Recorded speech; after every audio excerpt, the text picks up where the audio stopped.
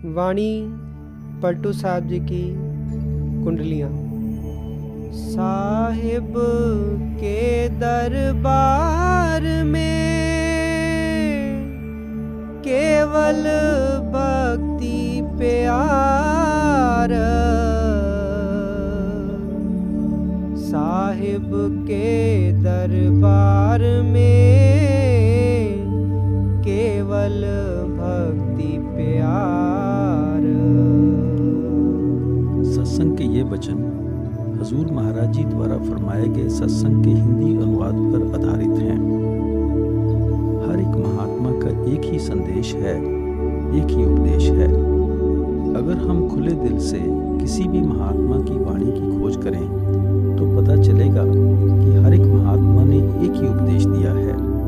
ये जितने भी धर्म दिखाई दे रहे हैं सबके अपने अपने रीति रिवाज हैं, लेकिन सब धर्मों की तह में जो रूहानियत है, हकीकत है, वह एक ही है।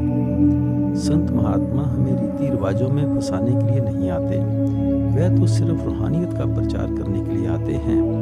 आप किसी भी महात्मा की वाणी को पढ़कर देख लें, सबने अपने एक ही अनुभव का बयान किया है। यह पलटू साहब की वाणी है।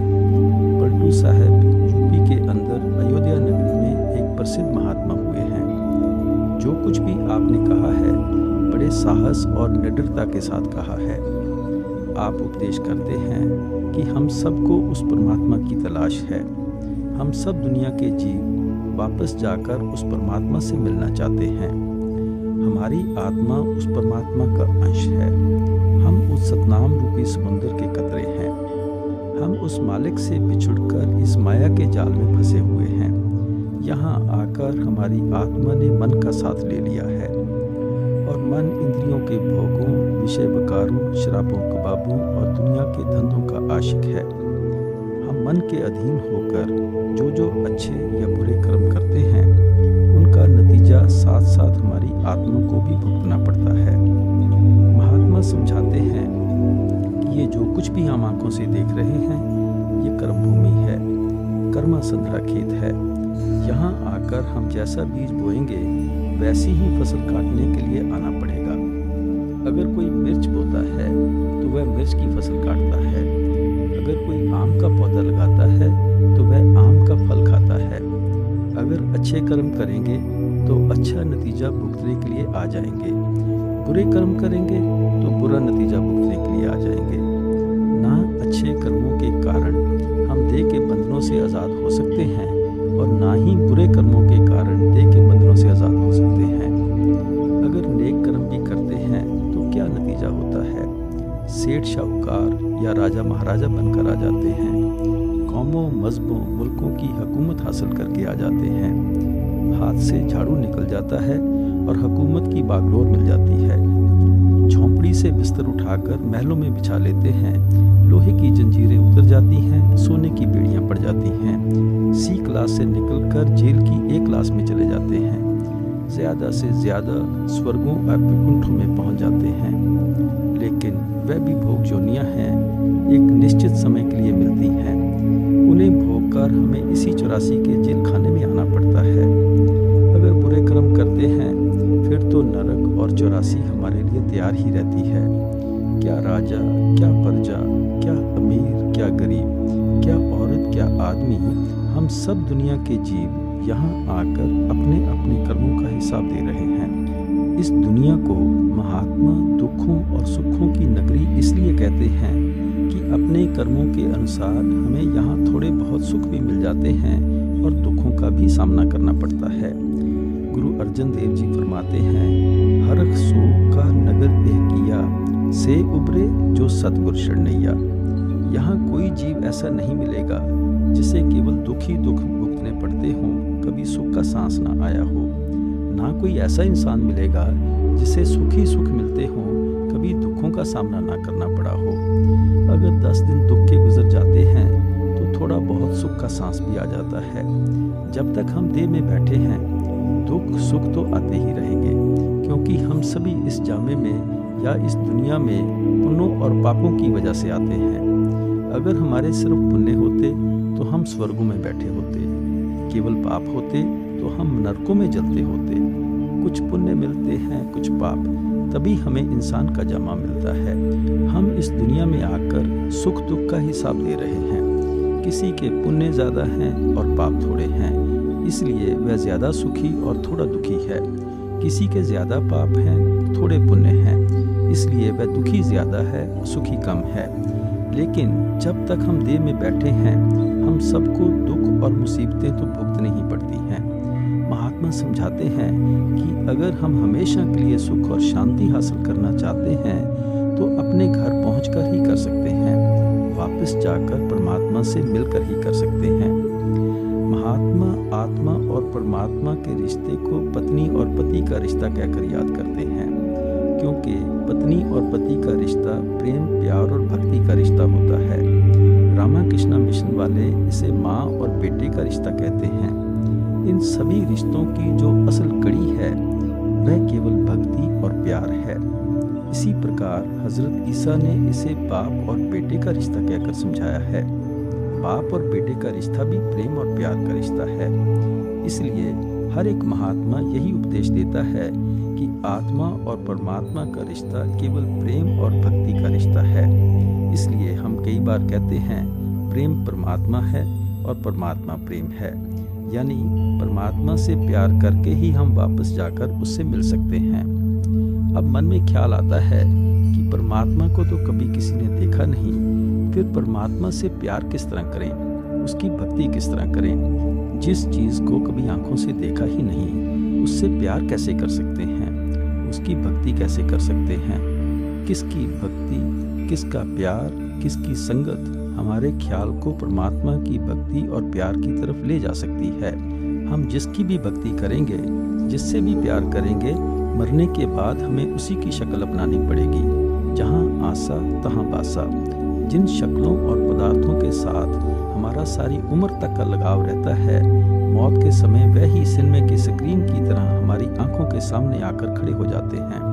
और आखिरी वक्त जिस और भी हमारा ध्यान होता है, हम दुनिया के जीव उसी धारा में बहना शुरू कर देते हैं। इसलिए हमें अच्छी तरह विचार करके देखना चाहिए कि कौन सी चीज़ हमारी भक्ति और प्यार के काबिल है। किसकी भक्ति, किसका प्यार हमारे ख्याल को परमात्मा की भक्ति और प्यार में लगा सकता है। इस बात को समझने के लिए सारी दुनिया को आंखों के सामने रखकर विचारने की कोशिश करनी चाहिए। हम क्या देखते हैं कि दुनिया की जितनी भी चीज़ें नज़र आ रही हैं, ये 5 तत्वों की बनी हुई हैं। ये 5 तत्व हैं पृथ्वी, पानी, अग्नि, वायु और आकाश। केवल इंसान में ही ये 5 तत्व पूरी तरह से मौजूद हैं। इसलिए महात्मा इसे अशरफुल मखलूकात और सृष्टि का सरताज कहते हैं। इस दुनिया में पहली किस्म उन जीवों की है जिनमें केवल पानी का तत्व प्रधान होता है, जैसे सब्जी, घास फूस, पेड़ पौधे आदि। अगर हम 5 तत्वों के पुतले होकर इन पेड़ पौधों की भक्ति करना शुरू कर देंगे तो आप ही सोचें कि हम तरक्की करेंगे या नीचे गिरेंगे, क्योंकि हम जिसकी भी भक्ति करेंगे मौत के बाद उसी जामे में जाना पड़ेगा, उसी की शक्ल अख्तियार करनी पड़ेगी। इसलिए ये जितना भी वनस्पति जगत है, प्लांट किंगडम है, पेड़ पौधे हैं, ये हमारी भक्ति के काबिल नहीं है। दूसरी किस्म में बिच्छू, सांप, कीड़े मकोड़े आदि आते हैं, जिनमें केवल 2 तत्व पृथ्वी और अग्नि होते हैं। अगर हम 5 तत्वों वाले इंसान इन 2 तत्वों वाले सांप, बिच्छू आदि की भक्ति करेंगे तो भी तरक्की नहीं कर सकेंगे, नीचे ही गिरेंगे। तीसरी किस्म पक्षियों की है, जिनमें 3 तत्व हैं। हमारे अंदर 5 तत्व मौजूद हैं। अगर हम गरुड़, कबूतर, चिड़ियों आदि की भक्ति करना शुरू कर देंगे तो भी हम तरक्की नहीं कर सकते, हमें निचले जामे में ही आना पड़ेगा। चौथी किस्म चौपाया जानवरों की है। इनमें बुद्धि और आकाश का तत्व नहीं है, बाकी सब तत्व मौजूद हैं। अगर हम गाय, भैंस, घोड़ों आदि की भक्ति करते हैं तो भी हम तरक्की नहीं कर सकते, क्योंकि तभी हमारा ख्याल नीचे ही गिरता है। 5वीं किस्म खुद इंसान की है और ये 5 तत्व हम सब के अंदर मौजूद हैं। अब सवाल उठता है कि इंसान की भक्ति करे तो क्यों करे, खासकर आज के ज़माने में जबकि हम सब के समान अधिकार हैं। अब इंसान की भक्ति नहीं करता, गाय भैंसों की बोली समझ में नहीं आती और देवी देवता किसी ने देखे नहीं, यहाँ आकर हम बड़ी उलझन में फंस जाते हैं कि हमें किसकी भक्ति करनी है, किसके साथ प्यार करना है, किसकी भक्ति और प्यार हमारे ख्याल को परमात्मा की भक्ति और प्यार की ओर ले जा सकता है। हुजूर बड़े महाराज जी हमें बड़ा सुंदर उदाहरण देकर समझाया करते थे कि अगर हम एक कमरे में बहुत से रेडियो रख दें जिनका कनेक्शन किसी बैटरी या बिजली से ना हो, हम किसी देश की खबरें नहीं सुन सकते। अगर उन्हें बिजली या बैटरी के साथ जोड़ दिया जाए तो हम जिस देश की चाहें खबरें सुन सकते हैं। हमें मालिक के ऐसे भक्तों और प्यारों की खोज करनी है और उनकी संगत करनी है जिनकी लेव उस परमात्मा के साथ लगी हुई है। हमें उनकी संगत इसलिए करनी है कि उनकी संगत में जाकर हमारा भी ख्याल परमात्मा की भक्ति की ओर चला जाए और हमें भी परमात्मा की भक्ति करने के साधन और तरीका पता चल जाए। हमारा मन हमेशा संगत और सोबत का असर लेता है। अगर हम बुरे लोगों के पास बैठेंगे, चोरों, ठगों और शराबियों की संगत करेंगे तो धीरे धीरे हमें भी चोरी, ठगी और शराब की आदत पड़ जाएगी। लेकिन अगर हम मालिक के भक्तों और प्यारों की संगत करते हैं जो सदा परमात्मा की भक्ति करते हैं, उन्हें देखकर हमारा भी ख्याल परमात्मा की भक्ति की ओर जाता है। मौलाना रूम फरमाते हैं, हम नशीनी सायते बा औलिया बेहतर अज सद साला तायत बेरिया। मालिक के औलिया, संतों और भक्तों की एक घड़ी की संगत मन बुद्धि से की गई 100 साल की भक्ति से कहीं अच्छी है। अगर भक्ति करने का तरीका मालूम नहीं है, रास्ता पूर्व की ओर है, हम दौड़ते पश्चिम की ओर हैं, तो जितना दौड़ते हैं उतना ही अपनी मंजिल मकसूद से दूर होते चले जाते हैं। इसलिए महात्मा हमेशा सत्संग के जरिए हमारे ख्याल को बाहर के भ्रमों और संकल्पों से निकालते हैं, हमारे अंदर मालिक से मिलने का शौक और प्यार पैदा करते हैं, हमें मालिक की भक्ति करने का तरीका और साधन बताते हैं और हमसे मालिक की भक्ति करवाकर हमें वापस ले जाकर परमात्मा के साथ मिला देते हैं। लेकिन महात्मा सत्संग किसे कहते हैं? गुरु नानक साहब समझाते हैं, सत्संगत कैसी जानिए जिथे एक को नाम बखानिए। महात्मा सत्संग उसे कहते हैं जहाँ एक शब्द या नाम का होका दिया जाता है, सिर्फ नाम या शब्द का प्रचार किया जाता है। इसलिए महात्मा हमेशा सत्संग के जरिए हमारे ख्याल को बाहर के भ्रमों से निकालकर परमात्मा की भक्ति की तरफ लगाते हैं। हमें कैसे महात्मा की संगत और सोबत करनी चाहिए? स्वामी जी महाराज फरमाते हैं कि शब्द स्वरूपी, शब्द अभ्यासी महात्मा की खोज करनी चाहिए जो खुद भी शब्द या नाम की कमाई करते हों और हमारे ख्याल को भी शब्द या नाम के साथ जोड़ सकते हों। गुरु नानक साहब फरमाते हैं, गुरमुख साचा शब्द सलाह है, मन साचा तिस रोक गया। गुरमुख सच्चे और पवित्र होते हैं। वह किस प्रकार सच्चे और पवित्र होते हैं? शब्द या नाम की कमाई करके उनके अंदर से हौमे रूपी बीमारी निकल जाती है और वह वापस जाकर परमात्मा से मिलने के काबिल बन जाते हैं। ऐसे गुरमुखों की संगत में जाने से लाभ ही लाभ है, कभी कोई नुकसान नहीं होता। लेकिन ऐसे जो भी मालिक के भगत और प्यारे हैं, वह कभी सोसाइटी पर अपना बोझ नहीं डालते। वह हक हलाल की कमाई पर गुजारा करते हुए साथ संगत की सेवा करते हैं। आप किसी भी महात्मा का जीवन चरित्र पढ़ के देख लें। गुरु नानक साहब ने करतारपुर गांव में खुद अपने हाथों से खेती की, अपनी और अपने बाल बच्चों की परवरिश की। आप हमारे लिए अपनी वाणी में क्या उपदेश देकर गए हैं? गुरु पीर सदाए मंगन जाए, ताकै मोर न लगिए पाए, काल खाए कुछ हथों दे, नानक राह पछाड़िए से। अगर कोई गुरु या पीर होकर सेवकों से मांगता फिरता है, उसके तो पैरों पर माथा ही नहीं टेकना चाहिए। कैसे महात्मा की खोज करनी चाहिए? काल खाए कि हथों दे, जो खुद हक हलाल की कमाई करता हो और साथ संगत की सेवा करता हो। इसी तरह कबीर साहब की जीवनी पढ़कर देख लें। आप सारी उम्र कपड़ा बुनकर गुजारा करते रहे, हालांकि बल्ख बखारे के बादशाह जैसे लोग आपके सेवक थे जो आपको अच्छे अच्छे महलों में भी रख सकते थे। कबीर साहब भी फरमाते हैं, शिष्य को ऐसा चाहिए गुरु को सब कुछ दे, गुरु को ऐसा चाहिए शिष्य से कछु न ले। सेवक का धर्म है कि जो कुछ है उसे गुरुमुखों का समझकर इस्तेमाल करे, लेकिन गुरुमुखों का भी असूल है कि सेवक की सुई तक ना लें, अगर लेते हैं वह गुरुमुख नहीं है। कबीर साहब फिर क्या फरमाते हैं, मर जाऊं मांगू नहीं अपने तन के काज, परमार्थ के कारणे मोहे ना आवे लाज।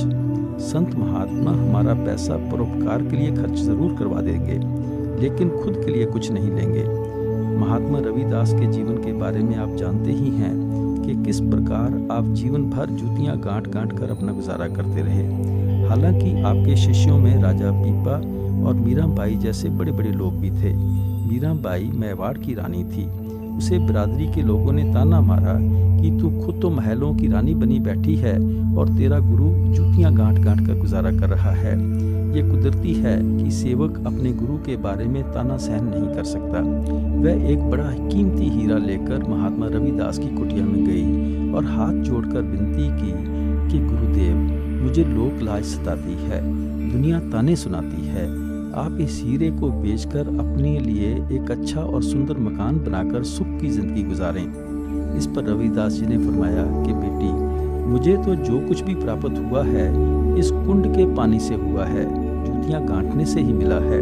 अगर तुझे लोकलाज का डर है तो घर बैठकर भजन कर लिया कर। इस तरह महात्मा स्वयं एक मिसाल बनकर बताते हैं कि किस तरह हक हलाल की कमाई करते हुए साध संगत की सेवा करनी चाहिए।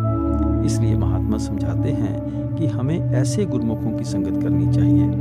हमारा असली गुरु शब्द या नाम है, जो हमारे अंदर दोनों आंखों के पीछे तीसरे तिल में निरंतर गूंज रहा है।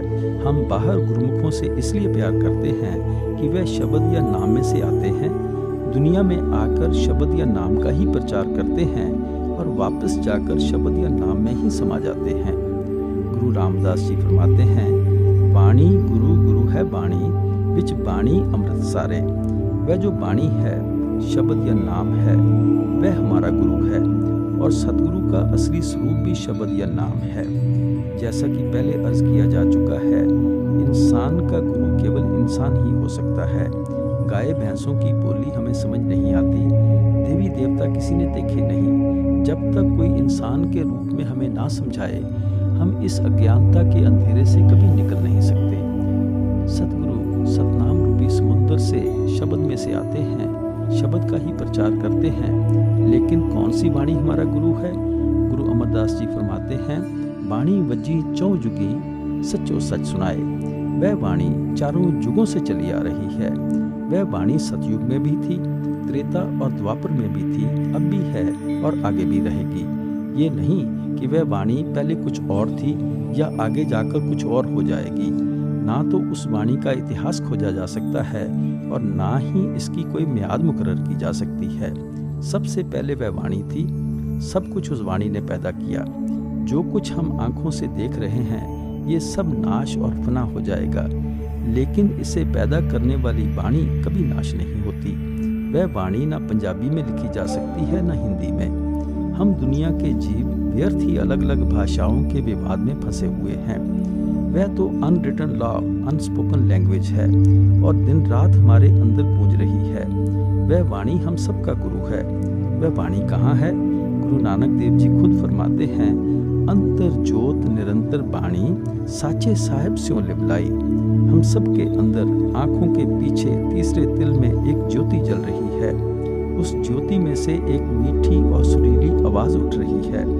जो उस ज्योति को पकड़ते हैं, उस ज्योति के दर्शन करते हैं और उसमें से निकलने वाली आवाज को सुनते हैं, उनका दुनिया से मोह या प्यार निकल जाता है और परमात्मा से मोह या प्यार पैदा हो जाता है। हम गुरुमुख या सतगुरु के साथ इसलिए प्यार करते हैं कि उन्हें वापस जाकर उस वाणी शब्द या नाम में ही समा जाना है और हम भी उनके प्यार और भक्ति के बंधे हुए उसी शब्द या नाम में हमेशा के लिए समा जाएंगे।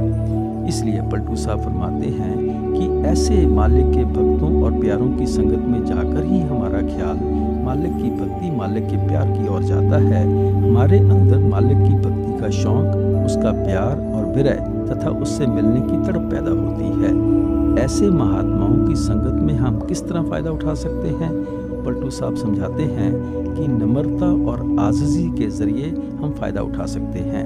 ऐसे महात्मा दुनिया में ना कोई कौम बनाने के लिए आते हैं, ना कोई फौज भर्ती करने के लिए आते हैं और ना ही वह दुनिया पर हुकूमत करने के लिए आते हैं और ना उन्हें हमसे कुछ लेना है। हमें गर्ज है कि हम देह के बंधनों से छुटकारा पाकर मालिक से मिल जाएं।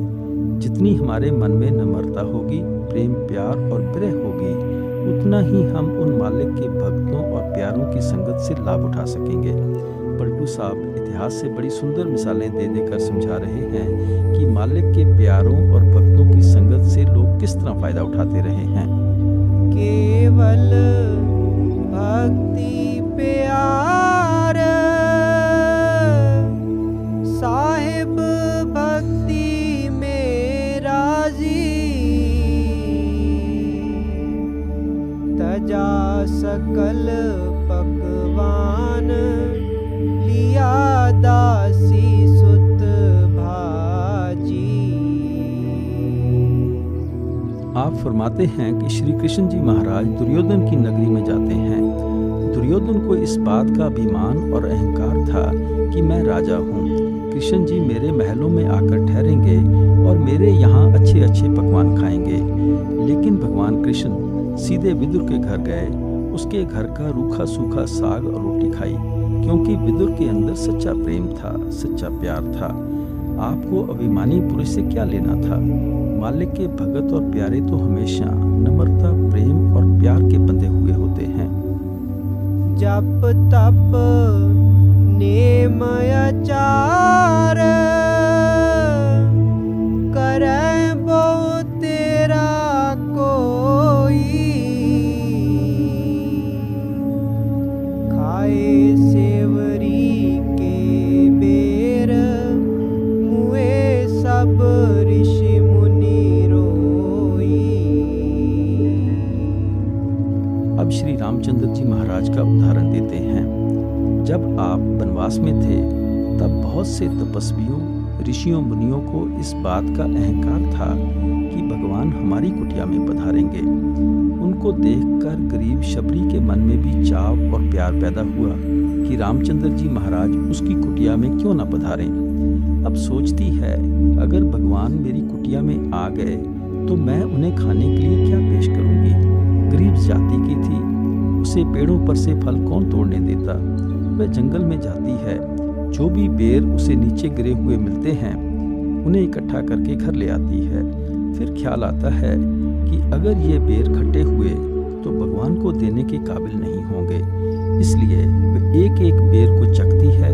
जो खट्टे हैं उन्हें फेंक देती है, जो मीठे हैं उन्हें इकट्ठा करती जाती है। लेकिन रामचंद्र जी के प्रेम में इतनी लीन हुई बैठी थी, भूल जाती है कि चखने से बेर जूठे हो गए हैं। पलटू साहब कहते हैं, रामचंद्र जी महाराज सीधे उस गरीब भीलनी की झोंपड़ी में गए और उसके जूठे बेर खाए, क्योंकि उसके मन में सच्चा प्रेम था, सच्चा प्यार था। किया युधिष्ठिर यज्ञ बटोरा सकल समाजा, मर्दा सब का मान सुपच बिन घंट ना बाजा। अब पलटू साहब फरमाते हैं कि जब महाभारत का युद्ध खत्म हुआ तो पांडवों ने अश्वमेध यज्ञ रचाया। कृष्ण जी महाराज ने फरमाया कि तुम्हारा यज्ञ तब संपूर्ण होगा जब आकाश में घंटा बजेगा। राजा महाराजा थे, धन दौलत की कोई कमी ना थी, सब साधुओं, संतों, महात्माओं को बुलाकर खाना खिलाया, लेकिन फिर भी आकाश में घंटा ना बजा। तब पांडवों ने कृष्ण जी से विनती की कि गुरुदेव आप भोजन करके देखें, शायद आपके भोजन करने से ही हमारा यज्ञ पूर्ण हो सके। श्री कृष्ण जी महाराज ने भोजन किया, लेकिन आकाश में घंटा फिर भी ना बजा। सब बहुत निराश हुए। फिर हाथ जोड़कर अर्ज की कि भगवान आप अंतर ध्यान होकर देखें कि वह कौन सा ऐसा गुरुमुख है, कौन सा मालिक का भगत और प्यारा है जिसके भोजन करने से ही हमारा यज्ञ संपूर्ण हो सकता है। कृष्ण जी ने फरमाया कि यहाँ से थोड़ी दूर सुपच नाम का एक मालिक का भगत और प्यारा है। वह नीची जाति का है, लेकिन परमात्मा की भक्ति में लीन बैठा है। जब तक वह तुम्हारे घर आकर भोजन ना कर ले, तुम्हारा यज्ञ संपूर्ण नहीं हो सकता। अभी तक मन में राजा होने का अहंकार था। उन्होंने एहलकारों के हाथ संदेश भेज दिया और सोचा कि जब महात्मा को पता चलेगा कि यहाँ सब साधुओं को मुफ्त खाना दिया जा रहा है तो वह आप ही आकर खा लेंगे, क्योंकि गुड़ पर मक्खियाँ तो अपने आप आ ही जाती हैं। लेकिन महात्मा को क्या आना था? जब पांचों भाइयों ने जाकर महात्मा से भोजन के लिए प्रार्थना की, विनती की, महात्मा को पता था कि इनका हृदय शुद्ध नहीं है, निर्मल और साफ नहीं है। उन्होंने शर्त रख दी कि जब तक आप मुझे 100 अश्वमेध यज्ञ का फल नहीं देते, मैं आपके घर जाकर भोजन नहीं कर सकता। निराश होकर घर आ गए कि हमारा तो एक अश्वमेध यज्ञ संपूर्ण नहीं हो रहा है, हम महात्मा को 100 अश्वमेध यज्ञों का फल कैसे दे सकते हैं। उनको निराश देखकर द्रौपदी ने सुबह उठकर स्नान करके अपने हाथों से खाना बनाया और नंगे पांव चलकर महात्मा की कुटिया में हाजिर हुई। द्रौपदी ने हाथ जोड़कर बड़ी नम्रता पूर्वक विनती की कि भगवान, आप हमारे घर पधार कर भोजन करें। महात्मा ने द्रौपदी के सामने भी वही शर्त रखी। इस पर द्रौपदी ने बड़ी नम्रता पूर्वक प्रार्थना की कि गुरुदेव, मैंने आप जैसे मालिक के भक्तों और प्यारों की संगत में सुना है कि अगर पूर्ण महात्मा के दर्शनों के लिए जाएं तो कदम कदम पर अश्वमेध यज्ञ का फल मिलता है। ये सुनकर महात्मा ने जरा देरी ना की। उन्हें पता था कि द्रौपदी का हृदय साफ है, उठकर उसके साथ चल आए। इसलिए पलटू साहब के समझाने का केवल यही मतलब है कि मालिक के भक्तों और प्यारों से हम सिर्फ नम्रता, प्रेम और प्यार के जरिए ही फायदा उठा सकते हैं। पलटू ऊंची जात को जन कोय करे हंकार, साहिब के दरबार में केवल भक्ति प्यार। सब कुछ समझाकर अब पलटू साहब बहुत सुंदर उपदेश देते हैं कि परमात्मा के घर पहुंचने के लिए सिर्फ भक्ति और प्यार की जरूरत है। शायद किसी के मन में ख्याल हो कि जाति पांति बदलने से हम परमात्मा से मिलने के हकदार बन सकेंगे, हिंदू से सिख बनकर परमात्मा से मिल सकेंगे या सिख से ईसाई बनकर परमात्मा को पा सकेंगे। पलटू साहब फरमाते हैं कि उस परमात्मा के घर पहुंचने के लिए जाति पांति की कोई जरूरत नहीं पड़ती, केवल भक्ति, प्रेम और प्यार की जरूरत है।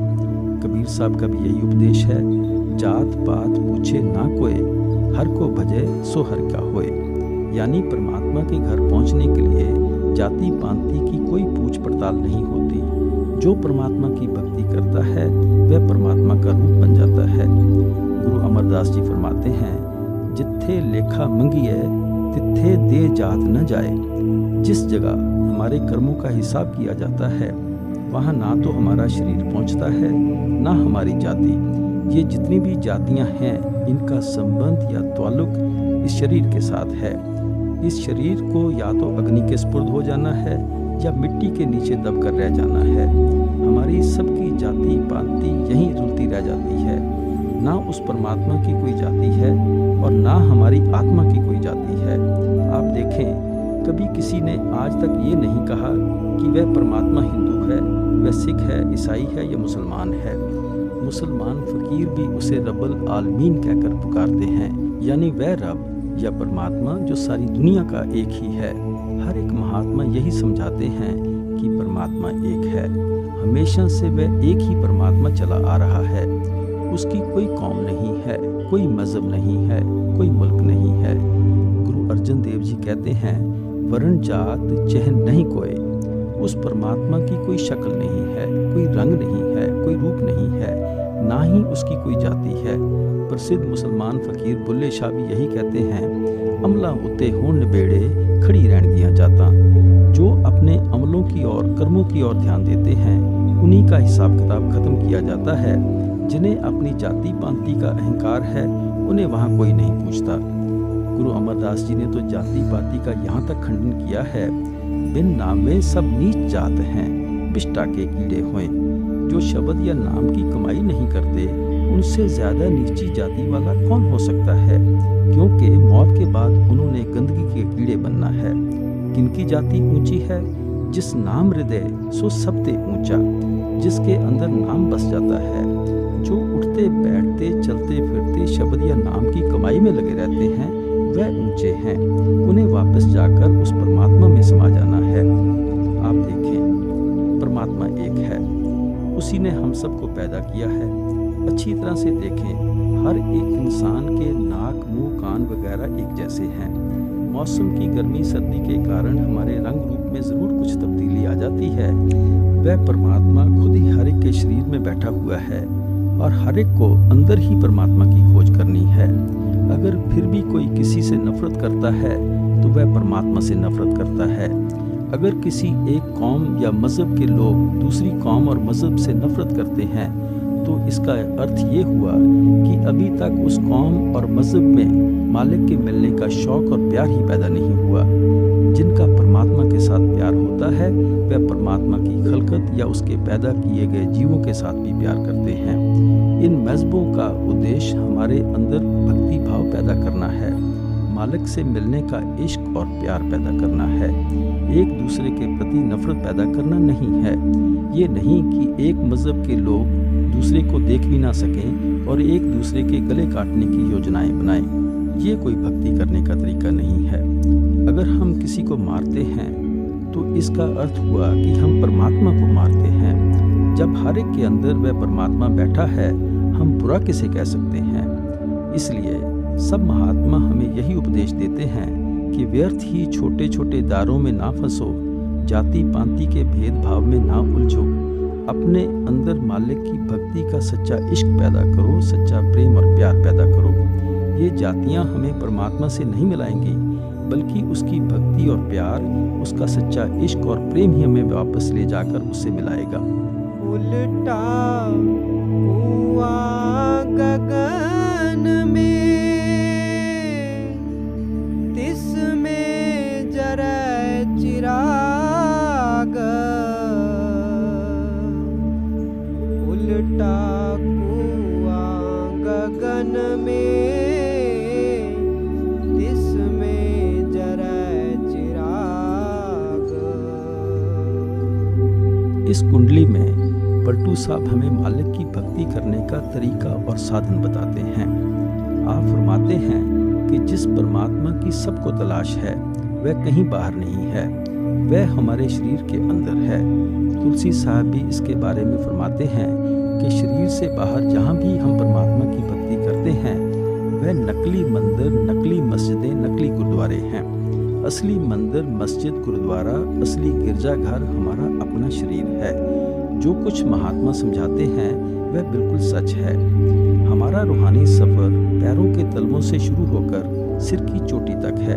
इस सफ़र की 2 मंजिलें हैं, एक आँखों तक और दूसरी आँखों से ऊपर। हमारे शरीर के अंदर आत्मा और मन की बैठक आँखों के पीछे है, जिसे कोई तीसरा दिल कहता है, कोई शिव नेत्र कहता है, कोई इसे घर दर यानी निज घर जाने का दरवाज़ा कहता है, तो कोई मुक्ति का द्वार। ईसा मसीह ने भी इशारा किया था, knock it shall open, seek ये शैल फाइंड, यानी इस घर के दरवाजे को खटकाओ वह खुल जाएगा। जब वह दरवाज़ा खुल जाएगा तो तुम उस स्थान पर तलाश करो, तुम्हें मालिक के मिलने का रास्ता दिखाई देगा। वह स्थान हमारे सब के अंदर आंखों के पीछे है। इसी को महात्माओं ने तीसरा दिल और शिव नेत्र कहा है। गुरु रामदास जी फरमाते हैं, मन खिन खिन परम परम बहु धावे, तिल कर नहीं वासा पाइए। हमारा मन आंखों के पीछे से उतरकर minute minute, second second in 9 द्वारों के जरिए सारी दुनिया में दौड़ने की कोशिश करता है। पल भर के लिए भी आंखों के पीछे नहीं ठहरता। ये 9 द्वारे कौन से हैं? 2 आंखें हैं, 2 कान के सुराख हैं, 2 नाक के सुराख हैं, मुंह है, नीचे 2 इंद्रियों के सुराख हैं। जितना भी हमारा ख्याल दुनिया में फैलता है इन्हीं 9 द्वारों के जरिए फैलता है। यहाँ सत्संग में बैठे हुए किसी को बाल बच्चों का ख्याल आता है, कोई कौमों मज़हबों के बारे में सोचता है, तो कोई अपनी दुकान के ग्राहकों के बारे में सोचता है। मन कभी किसी का टिक कर नहीं बैठता, किसी न किसी सोच और विचार में लगा ही रहता है। ये सारा दिन मन जो दुनिया की दलीलें करता रहता है, सोच विचार करता रहता है, इसे महात्मा सिमरन करना कहते हैं। जिसका भी सिमरन करते हैं उसकी शक्ल हमारी आंखों के आगे आ जाती है। आप बच्चों के बारे में सोचेंगे तो बच्चों की शक्ल आपकी आंखों के सामने आ जाएगी। इसे महात्मा करना ध्यान धरना कहते हैं। सिमरन और ध्यान करने की हर एक को कुदरती आदत पड़ चुकी है और जिनका हम सिमरन और ध्यान करते हैं उन्हीं शक्लों और पदार्थों के साथ हमारा मोह और प्यार पैदा होना शुरू हो जाता है। उन शक्लों और पदार्थों के साथ हमारे मन का इतना लगाव हो जाता है कि हमें रात को सपने भी इन्हीं के आते हैं और मौत के समय उन्हीं की शक्लें आंखों के सामने फिरना शुरू कर देती हैं। जहाँ आशा तहाँ वासा, जिस और हमारा आखिरी वक्त ख्याल होता है उसी का मोह हमें बार बार खींचकर देह के बंधनों में ले आता है। दुनिया का मोह या प्यार ही हमें देह के बंधनों में फंसाता है।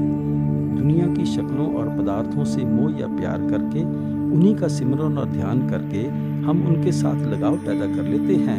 हम उनका सिमरन कर रहे हैं जिन्होंने नाश और फना हो जाना है। महात्मा देखते हैं कि हम सबको सिमरन और ध्यान की कुदरती आदत पैदा हो चुकी है। वह हमारी इस आदत से फायदा उठाकर हमें सिमरन और ध्यान के द्वारा ही दुनिया के मोह या प्यार से छुड़ाकर परमात्मा के साथ मिलाना चाहते हैं। वह समझाते हैं कि आप उस चीज का सिमरन और ध्यान करें जो कभी नाश नहीं होगी, कभी फना नहीं होगी। वह कौन है? वह सिर्फ एक परमात्मा है, परमेश्वर है, कुल मालिक है, जिसके हजारों नाम लोगों ने अपने अपने प्यार में आकर रखे हुए हैं। संतों के हिदायत के अनुसार सिमरन के द्वारा हमें इन 9 द्वारों में से अपने ख्याल को निकालकर आंखों के पीछे इकट्ठा करना है। लेकिन ख्याल यहाँ आकर इस स्थान पर ठहर नहीं पाता है, बार बार नीचे की ओर गिरता है। तब हमें अपने गुरुमुख अथवा सतगुरु के स्वरूप के ध्यान के द्वारा अपने ख्याल को यहाँ ठहराने की आदत डालनी चाहिए। गुरुमुखों के स्वरूप का ध्यान क्यों करना है? जैसा कि शुरू में अर्ज किया जा चुका है, ये जो भी कुल दुनिया है सबने नाश और फना हो जाना है। अगर हम इनका ध्यान करेंगे, इनका मोह और प्यार हमें खींचकर देह के बंधनों में ले आएगा। लेकिन सतगुरु का असली स्वरूप शब्द या नाम है। वह वापस जाकर शब्द या नाम में ही लीन हो जाते हैं। अगर हम उनके स्वरूप का ध्यान करेंगे तो हमारा उनके साथ मोह या प्यार पैदा हो जाएगा और हम भी उनके साथ उसी नाम या शब्द में समा जाएंगे। इसलिए हमें उन गुरुमुखों के स्वरूप का ध्यान करके अपने ख्याल को आंखों के बीच ठहराने की आदत डालनी है। आंखों के नीचे नीचे मुक्ति नहीं है, मुक्ति का दरवाज़ा आंखों के पीछे है। अगर हम किसी किले के अंदर जाना चाहें तो जब तक किले का दरवाज़ा नहीं मिलता हम किले के अंदर कैसे जा सकते हैं? ये शरीर ही हमारा असली घर है, यहाँ परमात्मा रहता है। उसका दरवाज़ा आंखों के पीछे तीसरा तिल है। हमें अपने ख्याल को 9 द्वारों से निकालकर इस केंद्र तीसरे तिल में एकाग्र करना है। आंखों से ऊपर के हिस्से मस्तक और सिर को पलटू साहब उल्टा कुआं कहते हैं। कुएं का तल नीचे की ओर होता है, हमारे सिर का तल ऊपर की ओर है। इसलिए पलटू साहब फरमाते हैं, उल्टा कुआं गगन में तिसमें जरे चिराग। जब आप 9 द्वारों से ख्याल को निकालकर आंखों के पीछे इकट्ठा करेंगे तो आपको वहां अपने अंदर एक ज्योति जलती हुई दिखाई देगी। वह किस प्रकार की ज्योति है, इसके बारे में आगे फरमाते हैं।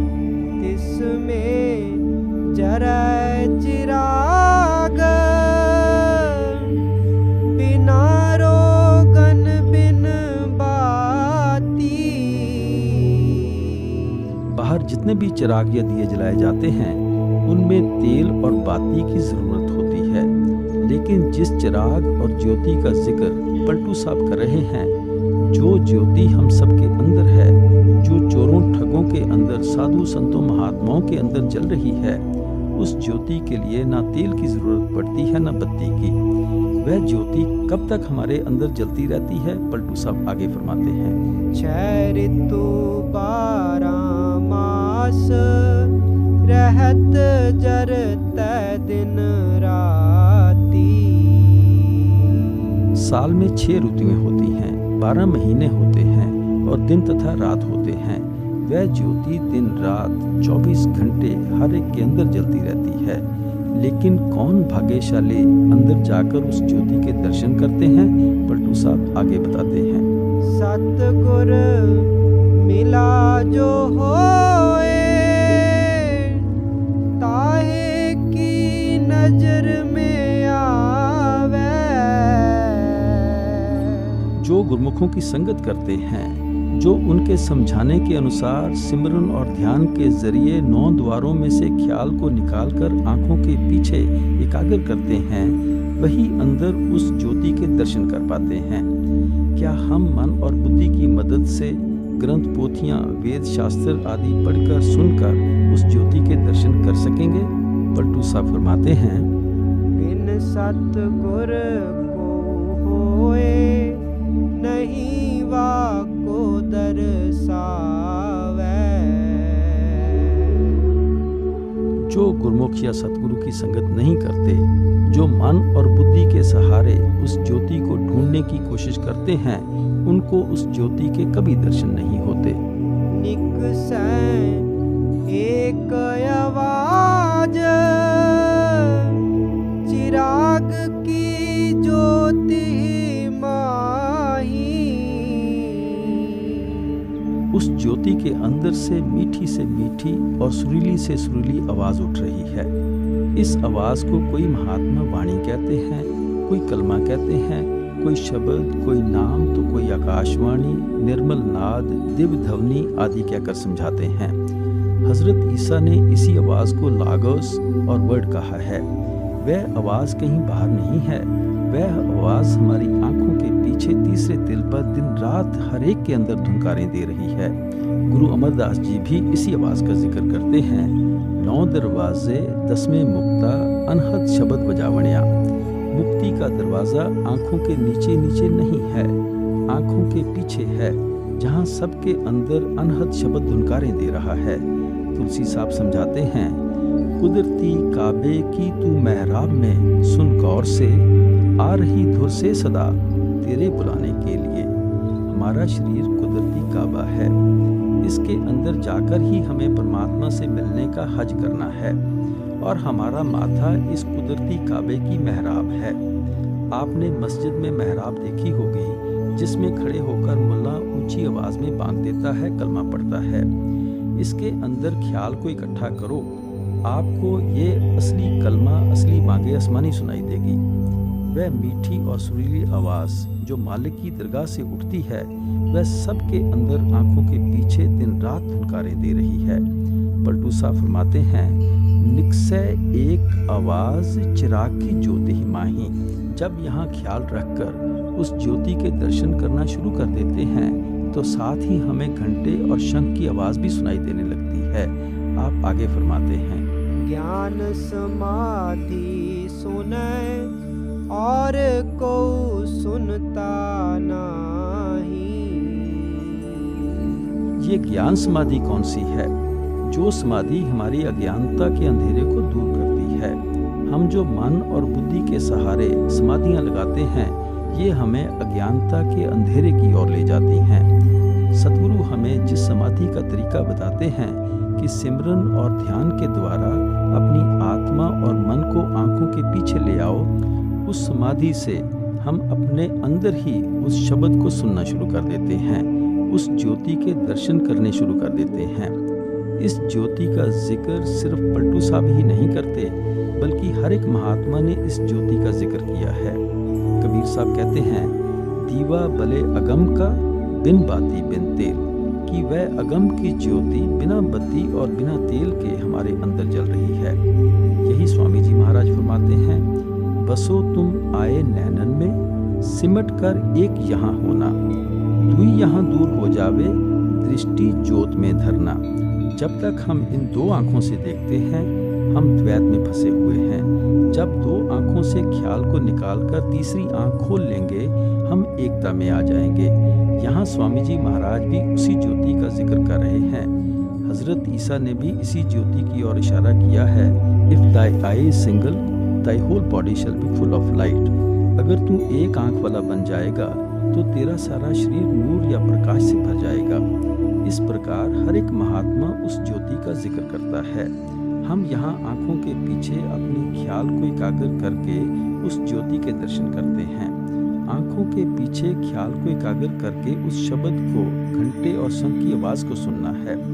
उस ज्योति के दर्शन करने में मुक्ति है, उस घंटे और शंख की आवाज को सुनने में मुक्ति है। जब तक हम आंखों के नीचे बैठे हैं, तब तक हम जितना चाहें मंदिरों, मस्जिदों, गुरुद्वारों में भटक कर देख लें, ग्रंथ पोथियाँ, वेद शास्त्र पढ़कर, सत्संग सुनकर देख लें, हमें कुछ भी प्राप्त नहीं होगा। असली गुरुद्वारा, असली मंदिर, असली मस्जिद, जिसके अंदर जाकर हमें परमात्मा की खोज करनी है, जहाँ जाकर हमें ज्योति के दर्शन तथा घंटे और शंख की आवाज़ को सुनना है, वह हमारी आंखों के पीछे है। आप अच्छी तरह सोचने की कोशिश करें कि ये जितने भी मंदिर, मस्जिद, गुरुद्वारे, गिरजाघर हैं, उन सब के चिन्ह या निशान, रस्मों रिवाज एक जैसे नजर आते हैं। किसी मंदिर के अंदर चले जाएं, सबसे पहले उसके मेहराब या तोरण में एक घंटा लगा हुआ मिलेगा। द्वार पर उस घंटे को बजाकर हम मंदिर के अंदर जाते हैं। लगभग हर एक मंदिर के अंदर ज्योति जलाई जाती है। किसी गुरुद्वारे में जाएं, वहाँ भी घंटे और शंख बजाए जाते हैं, ज्योति जलाई जाती है। इसी प्रकार मुसलमानों की मज़ार पर जाएं तो देखेंगे कि रात को लोग वहाँ चिराग जलाते हैं और मौलवी नगाड़ा बजाते हैं या बांग देते हैं या कलमा पढ़ते हैं। गिरजाघर में भी सबसे ऊपर घंटा लगा होता है। हज़रत ईसा के समझाने का मतलब ये है कि उस घंटे की आवाज़ ऊंचे से ऊंचे स्थान से नीचे की ओर आ रही है। गिरजाघर में मोमबत्तियाँ जलाई जाती हैं। इसी प्रकार बौद्ध मंदिरों में भी घंटे और शंख जोर जोर से बजाए जाते हैं और अंदर ज्योति जलाई जाती है, जिसे अखंड ज्योति कहते हैं और जिसे 24 घंटे जलाए रखते हैं। अखंड ज्योति तो वही है जो हमेशा जलती रहे। ये अखंड ज्योति कैसे हो सकती है जो जरा सी आंधी आई और बुझ गई, या तेल खत्म हुआ तो बुझ गई। ये बाहर की ज्योतियाँ उस अंदर की ज्योति की तरफ इशारा करती हैं। हम तो बाहर की ज्योति को ही अपना ध्येय और लक्ष्य समझे बैठे हैं, लेकिन हमें ग्रंथ पोथियों, वेद शास्त्रों के जरिए अपने शरीर रूपी असली मंदिर की खोज करके अपने ख्याल को एकाग्र करना है तथा उस ज्योति के अपने अंदर ही दर्शन करने हैं। सब कुछ समझाकर पलटू साहब फरमाते हैं, पलटू जो कोई सुने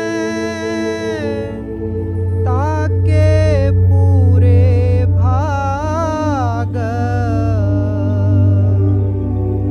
उल्टा कुआं गगन में तिसमें जरे चिराग।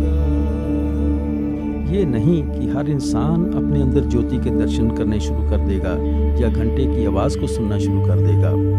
आप समझाते हैं कि पूरे भाग्य से जिन पर परमात्मा की दया, मेहर और बख्शिश हो जाती है, उनका ही ख्याल बाहर के भ्रमों से निकलकर शरीर के अंदर जाता है।